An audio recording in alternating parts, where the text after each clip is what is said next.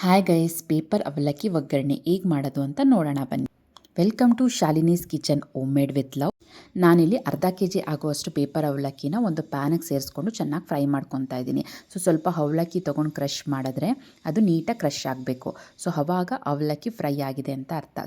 ಅವಲಕ್ಕಿ ರೆಡಿ ಆಗಿದೆ. ಅದನ್ನು ನಾನಿಲ್ಲಿ ಒಂದು ತಟ್ಟೆಗೆ ಸೇರಿಸ್ಕೊತಾ ಇದ್ದೀನಿ. ನಂತರ ಅದೇ ಪ್ಯಾನ್ಗೆ 1 ಕಪ್ ಆಗುವಷ್ಟು ಎಣ್ಣೆನ ಸೇರಿಸ್ಕೊಂಡು ಎಣ್ಣೆ ಚೆನ್ನಾಗಿ ಕಾದ್ಮೇಲೆ 1 ಕಪ್ ಕಡಲೆಕಾಯಿ ಬೀಜನ ಸೇರಿಸ್ಕೊತಾ ಇದ್ದೀನಿ. ಅದನ್ನು ಸ್ಲೋ ಫ್ಲೇಮಲ್ಲಿ ಕ್ರಿಸ್ಪಿ ಆಗೋವರೆಗೂ ಚೆನ್ನಾಗಿ ಫ್ರೈ ಮಾಡ್ಕೋಬೇಕು. ಅದನ್ನು ನಾನಿಲ್ಲಿ ಅವಲಕ್ಕಿಗೆ ಸೇರಿಸ್ಕೊತಾ ಇದ್ದೀನಿ. ಅದೇ ಎಣ್ಣೆಗೆ ನಾನಿಲ್ಲಿ 3/4 ಕಪ್ ಆಗುವಷ್ಟು ಕಡಲೆನ ಸೇರಿಸ್ಕೊಂಡು ಅದು ಕೆಂಪು ಬಣ್ಣ ಬರೋವರೆಗೂ ಚೆನ್ನಾಗಿ ಫ್ರೈ ಮಾಡ್ಕೊತಾ ಇದ್ದೀನಿ. ಇದು ಚೆನ್ನಾಗಿ ಫ್ರೈ ಆದಮೇಲೆ ಅವಲಕ್ಕಿಗೆ ಸೇರಿಸ್ಕೊತಾ ಇದ್ದೀನಿ. ಇಲ್ಲಿ ನೋಡ್ಬೋದು, ಇಲ್ಲಿ ನಾನು ಗೋಡಂಬಿ, ದ್ರಾಕ್ಷಿ ಮತ್ತು ಬಾದಾಮಿನ ಸೇರಿಸ್ಕೊಂಡು ಚೆನ್ನಾಗಿ ಫ್ರೈ ಮಾಡ್ಕೊತಾ ಇದ್ದೀನಿ. ಇದನ್ನು ಸಹ ಅವಲಕ್ಕಿಗೆ ಸೇರಿಸ್ಕೋಬೇಕು. ಇದೆಲ್ಲ ಆದಮೇಲೆ ನಾನಿಲ್ಲಿ 3/4 ಕಪ್ ಆಗುವಷ್ಟು ಕೊಬ್ಬರಿನ ತೊಗೊಂಡಿದ್ದೀನಿ. ಅದನ್ನು ಎಣ್ಣೆಲಿ ಚೆನ್ನಾಗಿ ಫ್ರೈ ಮಾಡಬೇಕು. ಕೆಂಪು ಬಣ್ಣ ಬರೋವರೆಗೂ ಕೊಬ್ಬರಿನ ಚೆನ್ನಾಗಿ ಫ್ರೈ ಮಾಡಿ ಅವಲಕ್ಕಿಗೆ ಹಾಕೋಬೇಕು. ಇದೆಲ್ಲ ಆದಮೇಲೆ ಪೇಪರ್ ಅವಲಕ್ಕಿಗೆ ಒಂದು ಒಗ್ಗರಣೆ ಇರಲೇಬೇಕಲ್ವಾ. ಒಗ್ಗರಣೆಗೆ ನಾನಿಲ್ಲಿ ಎಣ್ಣೆಗೆ 1 ಸ್ಪೂನ್ ಸಾಸಿವೆ ಹಾಕ್ಕೊತಾ ಇದ್ದೀನಿ.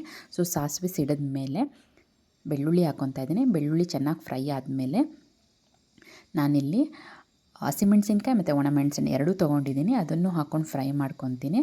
ಇದಾದಮೇಲೆ ಸ್ವಲ್ಪ ಕರಿಬೇವು ಹಾಕ್ಕೊಂಡು ಚಟಪಟ ಅಂತ ಚೆನ್ನಾಗಿ ಫ್ರೈ ಆದಮೇಲೆ 1 ಸ್ಪೂನ್ ಆಗುವಷ್ಟು ಅರಿಶಿನ ಸೇರಿಸ್ಕೊತಾ ಇದ್ದೀನಿ. ಅರಿಶಿನ ಹಾಕ್ಕೊಂಡು ಸ್ವಲ್ಪ ಚೆನ್ನಾಗಿ ಫ್ರೈ ಆದಮೇಲೆ ಒಗ್ಗರಣೆ ರೆಡಿಯಾಗಿದೆ ಅಂತಲೇ ಅರ್ಥ. ಈ ಒಗ್ಗರಣೆನ ಅವಲಕ್ಕಿಗೆ ಸೇರಿಸ್ಕೋಬೇಕು. ಅದಾದಮೇಲೆ ಇಲ್ಲಿ ರುಚಿ ಬರಲಿ ಅಂತ ಶುಗರ್ ಸೇರಿಸ್ಕೊತಾ ಇದ್ದೀನಿ. ರುಚಿಗೆ ತಕ್ಕಷ್ಟು ಉಪ್ಪು ಸಹ ಸೇರಿಸ್ಕೊತಾ ಇದ್ದೀನಿ. ಇದೆಲ್ಲ ಆದಮೇಲೆ ಇದನ್ನು ನೀಟಾಗಿ ಒಂದು ಕಡೆಯಿಂದ ಮಿಕ್ಸ್ ಮಾಡಬೇಕು.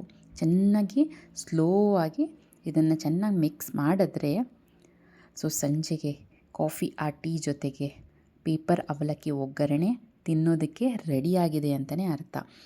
ಈ ವಿಡಿಯೋ ನಿಮಗೇನಾದ್ರು ಇಷ್ಟ ಆಗಿದ್ದರೆ ಮನೇಲಿ ಟ್ರೈ ಮಾಡೋದನ್ನು ಮರಿಬೇಡಿ. ಮತ್ತು ಈ ವಿಡಿಯೋ ನಿಮಗೇನಾದರೂ ಇಷ್ಟ ಆಗಿದ್ದರೆ ಲೈಕ್ ಮಾಡಿ, ಶೇರ್ ಮಾಡಿ, ಕಮೆಂಟ್ ಮಾಡಿ, ಸಬ್ಸ್ಕ್ರೈಬ್ ಮಾಡೋದಂತೂ ಮರಿಬೇಡಿ.